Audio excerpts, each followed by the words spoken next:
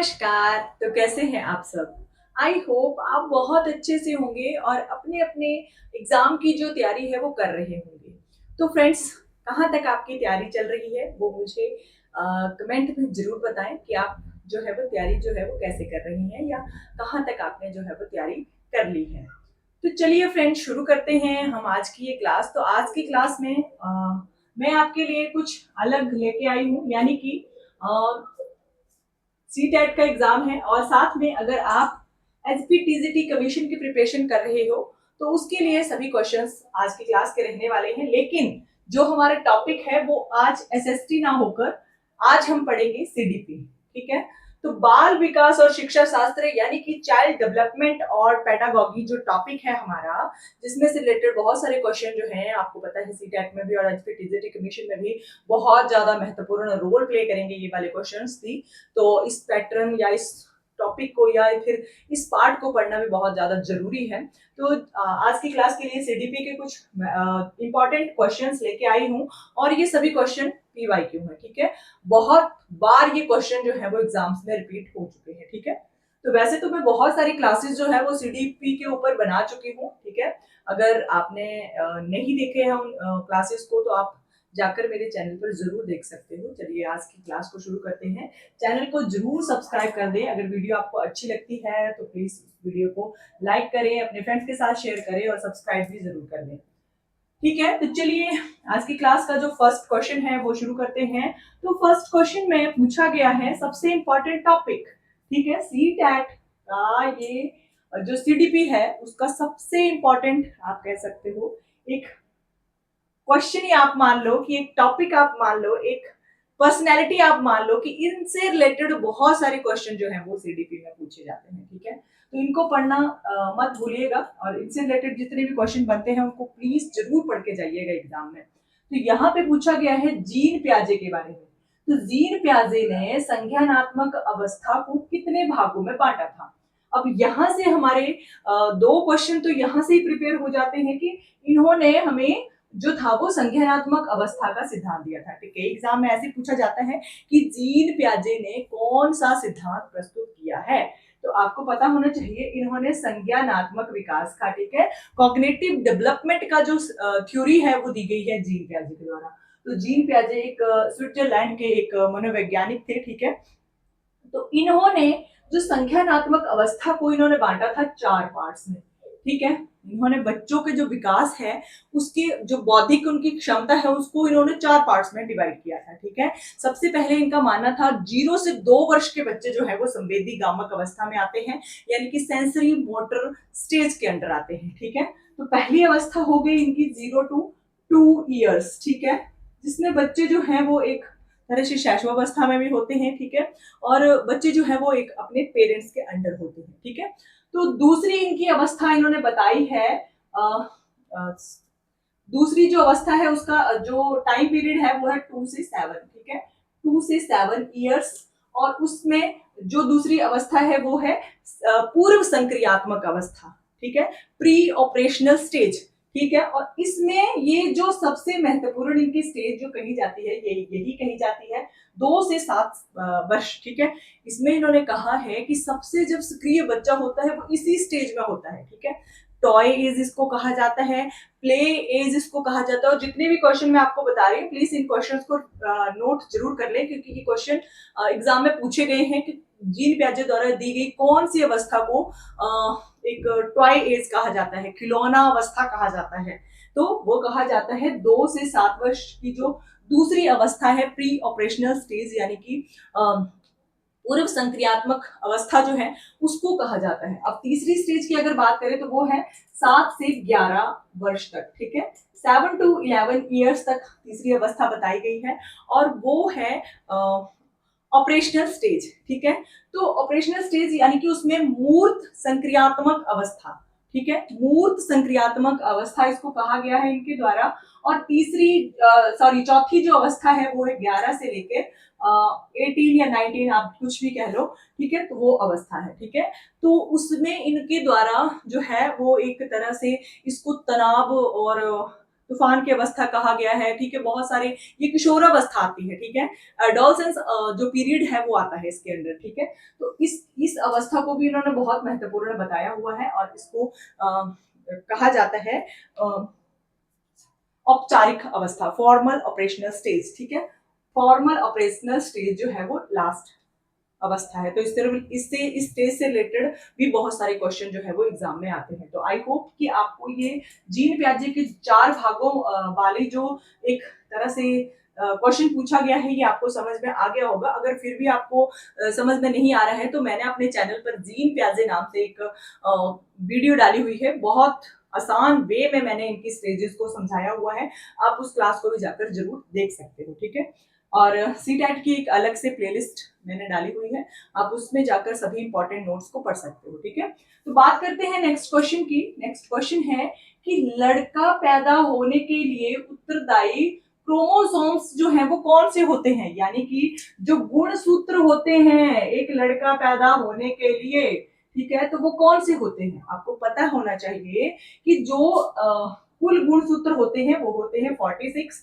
और पेयर में अगर इनकी बात की जाए तो 23 का ये पेयर रहता है। ठीक है, तो 46 जो क्रोमोसोम्स हैं 23 का इनका पेयर होता है। और अगर लड़का पैदा होने के लिए उत्तरदायी पूछा जाए तो वहां पे एक्स और वाई होना चाहिए, यानी कि एक पुरुष के अंदर एक्स और वाई, ठीक है, ये दोनों तरह के क्रोमोसोम्स जो है वो पाए जाते हैं। और लड़की के लिए अगर पूछा जाता तो डबल एक्स वहां पर होता है, डबल एक्स वहां पर होता है, एक्स एक्स जो गुणसूत्र है वो होता है। ठीक है, तो ये गुणसूत्र जब आपस में मिलते हैं तो उसी पे डिसाइड होता है कि जो बच्चा है वो लड़का होगा या लड़की होगी। ठीक है, तो एक्स वाई आपने याद रखना है, लड़का होने के लिए उत्तरदायी है, और अगर डबल एक्स है तो वो लड़की होने के लिए उत्तरदायी है। ठीक है, और ये क्वेश्चन बहुत बहुत बहुत ज्यादा इंपॉर्टेंट है और बहुत एग्जाम में ये पूछा जा चुका है या पूछा जाता है। ठीक है, तो यहाँ पर आपसे पेयर्स भी पूछे जा सकते हैं या कुल गुणसूत्र भी पूछे जा सकते हैं, तो ये भी आपने पढ़ लेने हैं। ठीक है, बात करते हैं नेक्स्ट क्वेश्चन की। नेक्स्ट क्वेश्चन है कि भाषा विकास के संदर्भ में जो संवेदनशील अवस्था है वो कौन सी है। तो एक संवेदनशील अवस्था भाषा विकास को लेकर आपको पता होना चाहिए कि पहली स्टेज जो बताई है जीन पियाजे ने वो बताई है 0 to 2 ईयर्स। तो उसमें जो है बच्चे की एक संवेदनशील अवस्था नहीं कह सकते हैं हम। क्यों नहीं कह सकते हैं? क्योंकि उसमें बच्चा जो है वो कुछ ही वर्ड्स जो है वो बोल पाता है। जैसे 2 साल का बच्चा जो है वो लगभग 272 वर्ड्स ही बोल पाता है। 1 या 1.5 साल का बच्चा जो है वो इतने वर्ड्स बोल पाता है। धीरे धीरे वो उसका जो एक तरह से भाषा का विकास है वो स्टार्ट होता है। तो अगली जो स्टेज है इनकी 2 से 7 ईयर्स की, इसको हम कह सकते हैं कि ये बच्चे की भाषा सीखने की संवेदनशील अवस्था है। अब इसका एक मैं आपको उदाहरण देती हूँ। जैसे कि मान लो कि एक घर में बच्चा रह रहा है, वो जिस तरह के माहौल में रहेगा वो उसी तरह की भाषा सीखेगा। आप मान लो कि इंडिया में पैदा हुआ बच्चा, एक नॉर्मल सी फैमिली में पैदा हुआ बच्चा, अगर उसको जन्म के बाद, जन्म उसका चाहे कहीं भी हुआ हो, ठीक है, उसको जन्म के तुरंत बाद उसको अगर एक विदेश में रहने वाली फैमिली को दे दिया जाता है, तो जब बच्चा उसी भाषा को डेली सुनेगा या डेली पेरेंट्स को आप कह लो या फैमिली को आप कह लो बोलते हुए सुनेगा, तो बच्चा जो है वो उसी भाषा को सीखेगा। ठीक है, उसी भाषा का वो प्रयोग करने लगेगा। तो ये जो स्टेज है प्रारंभिक बाल्यावस्था, ठीक है, इस स्टेज को कहा जाता है ये भाषा सीखने की संवेदनशील अवस्था है। ठीक है, ये भाषा सीखने की संवेदनशील अवस्था है। इसी पीरियड में बच्चा जो है वो एक तरह से भाषा को बड़े अच्छे से अडॉप्ट कर पाता है। चाहे वो भाषा कहीं की भी हो, बच्चा जो है उस भाषा को स्वयं ही सीख लेता है। बच्चे की उस भाषा को मातृभाषा भी कहा जाता है। ठीक है, तो ये प्रारंभिक बाल्यावस्था आपने याद रखना है, भाषा सीखने की संवेदनशील अवस्था है ये। ठीक है, नेक्स्ट क्वेश्चन है कि ब्रेल लिपि, ये जो ब्रेल लिपि है इसका प्रयोग किन के लिए किया जाता है। तो ब्रेल लिपि आपको पता होना चाहिए कि ये जो एक लिपि है, इस लिपि को दृष्टि बाधित जो भी व्यक्ति होते हैं या बालक होते हैं उनके लिए इस ब्रेल लिपि को यूज किया जाता है।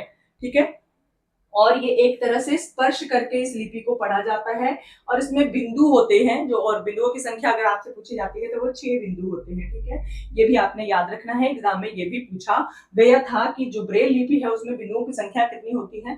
तो बिंदुओं की संख्या 6 होती है। और ये दृष्टि बाधित जो भी बच्चे या बालक जो भी आप कह लो जो व्यक्ति जो है वो देख नहीं पाते हैं उनके लिए ब्रेल लिपि सबसे ज्यादा इंपॉर्टेंट है, क्योंकि ये डॉट्स के सहारे जो है वो पढ़ाई जाती है। ठीक है, तो दृष्टिबाधित जितने भी बच्चे हैं, स्टूडेंट्स हैं, या फिर व्यक्ति आप कह लो, या फिर आप कुछ भी कह लो, तो वो जो है वो पढ़ते हैं ब्रेल लिपि से। ठीक है, ऐसे अक्षरों को स्पर्श करके ये सीखते हैं। ठीक है, तो ये इंपॉर्टेंट है, ब्रेल लिपि जो है वो दृष्टिबाधितों के लिए होती है। ठीक है, नेक्स्ट क्वेश्चन की बात करें तो नेक्स्ट क्वेश्चन है कि मानव का जो विकास है ये किस पर निर्भर करता है। अब विकास और वृद्धि, ठीक है, ये दो टॉपिक ऐसे हैं जो सीडीपी में हर बार इनसे क्वेश्चन जो है वो पूछे जाते हैं। तो विकास को हम कहते हैं डेवलपमेंट, और उसको वृद्धि को हम कहते हैं, या वृद्धि या अभिवृद्धि आप कह सकते हो, उसको कहते हैं हम ग्रोथ। ठीक है, तो ग्रोथ और जो डेवलपमेंट है ये आपस में इनका जो है वो एक तरह से समन्वय होता है। ठीक है, इनका आपस में वो ये कोरिलेटेड होती हैं आपस में, लेकिन फिर भी विकास जो है इसका जो एरिया है वो बहुत वाइड है। क्यों? क्योंकि विकास आपको पता है एक निरंतर चलने वाली प्रक्रिया है।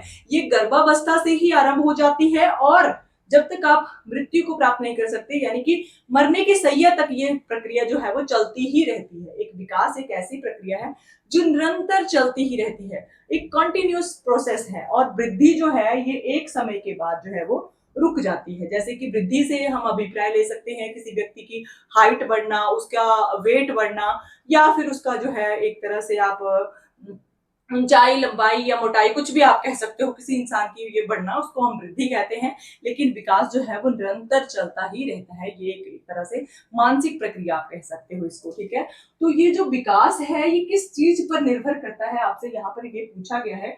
तो विकास ये नहीं है कि अनुवांशिकता पर ही अकेले निर्भर करता है या वातावरण पर ही अकेले निर्भर करता है। इसमें अनुवांशिकता और वातावरण दोनों का ही प्रभाव रहता है। ठीक है, विकास जो है उसमें अनुवांशिकता और वातावरण यानी कि हेरिडिटी और एनवायरमेंट दोनों का ही प्रभाव रहता है विकास में। ठीक है, तो ये इंपॉर्टेंट क्वेश्चन है, बहुत इंपॉर्टेंट है, इसको जरूर आपने याद रखना है। और बहुत बार ये एग्जाम में क्वेश्चन जो है वो पूछा गया है कि अनुवांशिकता और वातावरण, अगर आपसे इस प्रकार से भी पूछा जाता है तो ये जो है डेवलपमेंट जो है वो बन जाता है। ठीक है, डेवलपमेंट यानी कि वृद्धि जो है ये बन जाता है अनुवांशिकता प्लस वातावरण। ठीक है, ये दोनों पर ही निर्भर करता है, यानी कि हेरिडिटी और एनवायरमेंट दोनों के ऊपर निर्भर करता है मानव का विकास। ठीक है, नेक्स्ट क्वेश्चन की बात करते हैं कि परिवार बच्चे को कौन सी शिक्षा प्रदान करता है। एक परिवार जो है ये बच्चे को कौन सी शिक्षा प्रदान करता है। अब शिक्षा के बारे में बात कर रही हैं, तो शिक्षा से रिलेटेड आपको ये पता होना चाहिए कि हमारी जो शिक्षा है ये दो तरह की होती है। ठीक है, एक होती है फॉर्मल एजुकेशन और एक होती है इनफॉर्मल एजुकेशन। फॉर्मल एजुकेशन जिसको हम रूल्स रेगुलेशंस के साथ या फिर डिसिप्लिन के साथ किसी एक स्कूल में जाकर या कॉलेज में जाकर हम सीखते हैं, किसी संस्थान में जाकर हम सीखते हैं, उसको हम कहते हैं फॉर्मल एजुकेशन। हम वहां पर डेली जा रहे हैं, हम वहां पर टाइम स्पेंड करके आ रहे हैं, वहां के रूल्स को हम समझ रहे हैं, वहां के डिसिप्लिन को हम जो है वो फॉलो कर रहे हैं, वो होती है एक तरह से फॉर्मल एजुकेशन। अब अगर बात करें इनफॉर्मल एजुकेशन की, यानी कि अनौपचारिक शिक्षा की, तो अनौपचारिक शिक्षा जो है ये कहीं भी किसी भी तरीके से प्राप्त की जा सकती है।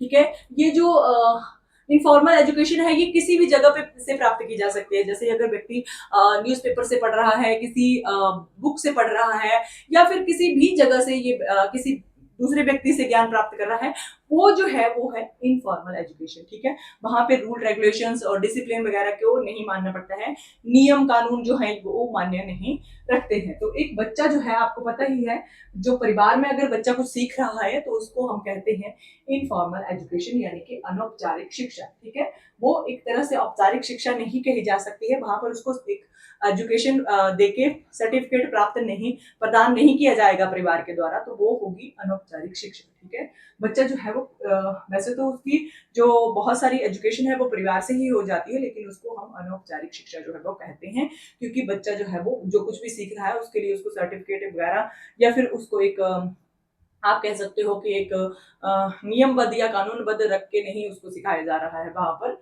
ठीक है, बच्चा अपनी मर्जी से सीख रहा है तो उसको हम अनौपचारिक शिक्षा जो है वो कहते हैं। ठीक है, बहुत इंपॉर्टेंट क्वेश्चन है और इसको आपने जरूर पढ़ लेना है। नेक्स्ट क्वेश्चन की बात करते हैं, तो नेक्स्ट क्वेश्चन है कि कौन सी अवस्था को तनाव और तूफान की अवस्था कहा जाता है। Very very very important question है ये, ठीक है, बहुत ज्यादा मोस्ट इंपॉर्टेंट अगर आप इसको कहोगे तब भी ये क्वेश्चन जो है वो बहुत ज्यादा जरूरी है आपके लिए, ठीक है। बहुत बार ये क्वेश्चन जो है वो पूछा जा चुका है और ये क्वेश्चन मेरे को तो ये लगता है कि आपको पता ही होना चाहिए, ठीक है। तो कौन सी अवस्था को तनाव और तूफान की अवस्था कहा जाता है, तो वो होती है किशोरावस्था। अब किशोरावस्था को ही क्यों तनाव और तूफान की अवस्था कहा गया, क्यों नहीं किसी और अवस्था को, क्यों नहीं बाल्यावस्था को, क्योंकि उस टाइम भी तो बच्चे बहुत ज्यादा उत्पात मचाते हैं, बहुत ज्यादा बच्चे जो है वो क्यूरियसिट होते हैं, बहुत ज्यादा बच्चे जो है वो घर पे एक तरह से परेशान करते हैं हमें। उस अवस्था को क्यों नहीं तनाव और तूफान की अवस्था कहा जाता है, क्योंकि उस टाइम पे बच्चा जो है वो तनाव मुक्त होता है, ठीक है, और उसमें जो है वो बिल्कुल भी उसमें जो है शारीरिक तूफान जो आते हैं वो नहीं होते हैं। किशोरावस्था को इसलिए कहा जाता है क्योंकि आपको पता है एक बच्चे के अंदर जो शारीरिक, मानसिक, सामाजिक जितने भी प्रकार के आप कह लो, वो भी जितने भी प्रकार के ये चेंजेस होते हैं ये इसी अवस्था में जाकर होते हैं, ठीक है। एक लड़के का, लड़की का जो है वो शरीर चेंज होने लग पड़ता है, बहुत सारे इंटरनल एक्सटर्नल चेंजेस जो है वो आने लग पड़ते हैं, उसकी वॉइस चेंज हो जाती है, उसके और भी बहुत सारे चेंजेस जो है वो हो जाते हैं, ठीक है। तो ये जो चेंजेस होते हैं ये किशोरावस्था के दौरान ही होते हैं, ठीक है। एक एडोलसेंस पीरियड जो है इसी अवस्था के दौरान जो है वो बच्चे में एक बहुत सारे तरह के जो परिवर्तन है वो आने शुरू हो जाते हैं। बच्चा जो है एक तरह से किसी के सामने शर्मिंदा महसूस करना इसी अवस्था में शुरू करता है, किसी के सामने मतलब बहुत ज्यादा तनावपूर्ण ये अवस्था रहती है, बच्चा जो है उसमें ये आता है उसके मन में कि ये मेरे साथ क्यों हो रहा है, मेरे बॉडी में जो जितने भी चेंजेस हो रहे हैं ये मेरे साथ ही क्यों हो रहे हैं। तो ये जो अवस्था है इसमें बच्चा एक तनावपूर्ण जो है वो स्थिति में आ जाता है और एक तरह से वो बच्चा जो है उसमें तूफान उठने, उसके मन से बहुत सारे जो भाव हैं वो उठने शुरू हो जाते हैं कि क्यों ये सब कुछ हो रहा है। उसके मानसिक जो परिवर्तन है या उसके शारीरिक परिवर्तन जो है, सामाजिक परिवर्तन जो है, लोगों के साथ उसका कैसा व्यवहार रहने वाला है, ये सब जो परिवर्तन होते हैं ये एक एडोलसेंस पीरियड में होते हैं, इसलिए इसको हम तनाव और तूफान की अवस्था जो है वो कहते हैं, ठीक है। वेरी इंपॉर्टेंट क्वेश्चन है और आई होप आप बहुत अच्छे से इस क्वेश्चन को समझ गए होंगे, ठीक है।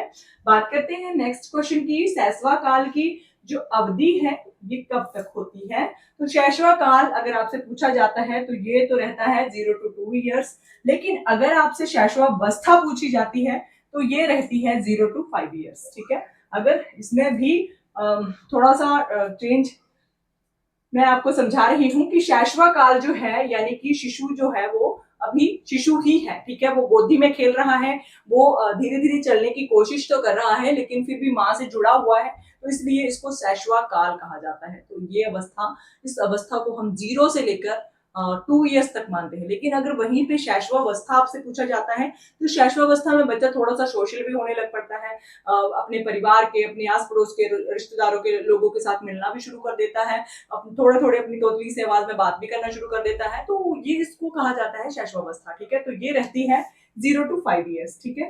तो शैशवा काल और शैशवावस्था में आपको डिफरेंस पता चल गया होगा और आपको इसकी एज भी पता चल गई होगी, तो एग्जाम में आपने ध्यान रखना है, ठीक है। नेक्स्ट क्वेश्चन आता है कि बहुबुद्धि का सिद्धांत किसने दिया था। अब ये सबसे ज्यादा इंपॉर्टेंट क्वेश्चन है और बहुत बार ये क्वेश्चन जो है वो पूछा गया है कि जो एक बहुबुद्धि का सिद्धांत है वो किसके द्वारा दिया गया है, तो बहुबुद्धि का सिद्धांत जो दिया गया है हार्वर्ड गार्डनर के द्वारा, ठीक है। और कितने प्रकार की बुद्धि इन्होंने बताई है, इन्होंने 8 प्रकार की बुद्धि जो है ये बताई है, ठीक है। 8 प्रकार की बुद्धि जो है इन्होंने बताई है। तो सबसे पहले आती है एक कारक बुद्धि, ठीक है, एक कारक बुद्धि, तो ये दी गई है अल्फ्रेड बिने, ठीक है, बिने का नाम मैं लिख रही हूँ। दूसरे नंबर पर आती है द्विकारक बुद्धि, द्विकारक बुद्धि जो है ये दी गई है स्पीयरमैन के द्वारा, ठीक है, आपने याद रख लेना है, लिख लेना है कहीं पे। उसके बाद आती है त्रिकारक बुद्धि, ठीक है, त्रिआयामी बोल सकते हो या त्रिकारक भी बोल सकते हो, तो ये भी स्पीयरमैन के द्वारा ही दी गई थी, स्पीयरमैन के द्वारा ही दी गई थी। और उसके बाद आती है आपकी बहुकारक बुद्धि, बहुकारक बुद्धि जो दी गई थी वो थॉर्नडाइक के द्वारा दी गई थी, थॉर्नडाइक के द्वारा। और उसके बाद आती है बहुबुद्धि, ठीक है, तो बहुबुद्धि जो है ये हार्वर्ड गार्डनर के द्वारा जो थी वो दी गई थी। ठीक है, मैंने सभी तरह की बुद्धियां आपको बता दी हैं, कौन कौन सी एक कारक है, द्विकारक है, त्रिआयामी या त्रिकारक है स्पीयरमैन के द्वारा, और उसके बाद आती है बहुकारक, तो वो है थॉर्नडाइक के द्वारा, उसके बाद आती है बहुबुद्धि, तो वो है हार्वर्ड गार्डनर के द्वारा। ठीक है, तो ये आपने सभी क्वेश्चन जो है वो मिला के याद रख लेने हैं। ठीक है, नेक्स्ट क्वेश्चन की बात करते हैं, तो यहाँ पर सबसे इंपॉर्टेंट क्वेश्चन है और मोस्ट इंपॉर्टेंट टॉपिक है ये सीडीपी के लिए। तो यहाँ पर पूछा गया है कि राष्ट्रीय जो शिक्षा नीति 2020 है, ठीक है, आपको पता है हमारी नई शिक्षा नीति आ चुकी है 2020, ठीक है, और इसके द्वारा जो है, इसके अनुसार जो है प्राथमिक स्तर के बच्चों के लिए शिक्षा को किसे प्राथमिकता दी जानी चाहिए, यानी कि कौन सी भाषा को प्राथमिकता दी जानी चाहिए, ऐसा जो है वो राष्ट्रीय जो नीति है शिक्षा नीति 2020, उसमें कहा गया है कि जो भी प्राथमिक या प्राइमरी लेवल के स्टूडेंट्स होंगे उनको कौन सी भाषा में शिक्षा दी जानी चाहिए। तो इन्होंने ये कहा है कि बच्चा जिस भाषा में सीखता है उसको उसी भाषा में सिखाना है। ऐसा नहीं है कि आप हिंदी इंग्लिश उस बच्चे के ऊपर थोप रहे हो। अगर बच्चा जो है वो घर में जो भी भाषा वो सीख सकता है, जिस भाषा के द्वारा भी वो सीख सकता है, या जिस भाषा का बच्चा घर में प्रयोग करता है, बच्चे को आपने उसी भाषा में ही सिखाना है। यानी कि बच्चे की मातृभाषा जो है उसको इम्पोर्टेंस दी गई है प्राथमिक लेवल पर, प्राइमरी लेवल पर। ठीक है, तो राष्ट्रीय शिक्षा नीति का ये जो है वो मातृभाषा के लिए कहा गया है कि बच्चे को आपने सिखाना है, बस आपने एजुकेशन देनी है, चाहे भाषा कोई भी हो। ऐसा नहीं है कि बच्चे के ऊपर आप हिंदी थोपे जा रही हो, इंग्लिश थोपे जा रही हो, बच्चे को कुछ भी समझ में नहीं आ रहा है, उसके ऊपर ज्यादा एक बर्डन दिया जा रहा है भाषा सीखने को लेकर। तो बच्चा जो है वो जिस तरह की भाषा से सीखता हो तो उसको बस सिखाना है आपने। ठीक है, तो चाहे खेल खेल में, चाहे आप घर की भाषा में ही सिखा दो, तो ये सबसे जो है वो अच्छा कहा गया है राष्ट्रीय शिक्षा नीति में। ठीक है, बात करते हैं नेक्स्ट क्वेश्चन की। तो नेक्स्ट क्वेश्चन जो है इंपॉर्टेंट है ये भी क्वेश्चन। तो इसमें पूछा गया है कि लेव वाइगोत्स्की जो है उसके अनुसार बच्चों क्वेश्चन बस इतना ही पूछा गया है कि लेव वाइगोत्स्की जो थे वो क्या मानते थे। ठीक है, तो वो मानते थे कि बच्चों के संज्ञानात्मक विकास में भाषा की महत्वपूर्ण भूमिका होती है। अब आप कहेंगे कि संज्ञानात्मक विकास का सिद्धांत तो जीन पियाजे के द्वारा दिया गया था, तो वहां पर लेव वाइगोत्स्की का क्या काम था। तो आपको मैं बता दूं कि लेव वाइगोत्स्की जो थे उन्होंने जीन पियाजे के इस विचार को क्रिटिसाइज किया था कि उनका जीन पियाजे जो थे वो ये मानते थे कि पहले विचार आता है उसके बाद भाषा आती है। लेकिन इन्होंने इस विचार को क्रिटिसाइज किया जीन पियाजे के, और इन्होंने कहा कि पहले भाषा आती है उसके बाद विचार आते हैं। ठीक है, अगर भाषा ही नहीं होगी किसी व्यक्ति के पास तो विचार कहाँ से आएंगे। तो इन्होंने इस बात को क्रिटिसाइज किया है कि पहले भाषा आती है उसके बाद विचार आते हैं, और उसके उल्टा जीन पियाजे ये मानते थे कि पहले विचार आते हैं उसके बाद भाषा आती है। ठीक है, कंफ्यूजन तो आपको लग रहा होगा, लेकिन बहुत अच्छे से इस बात को समझना है। ठीक है, और इन्होंने बच्चों के संज्ञानात्मक विकास में भाषा को महत्वपूर्ण भूमिका दी है। इन्होंने कहा है कि जो अगर बच्चे के पास भाषा ही नहीं होगी तो बच्चा जो है उसका बौद्धिक विकास कैसे हो पाएगा।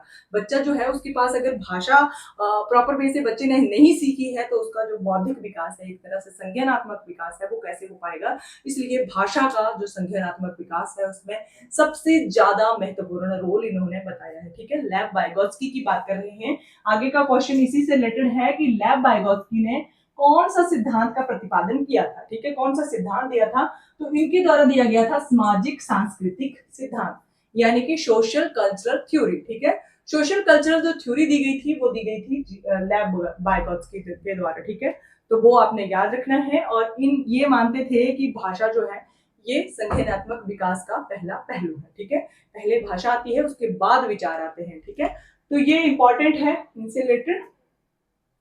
और लेव वाइगोत्स्की और एक जीन पियाजे और तीसरे हैं कोहलबर्ग।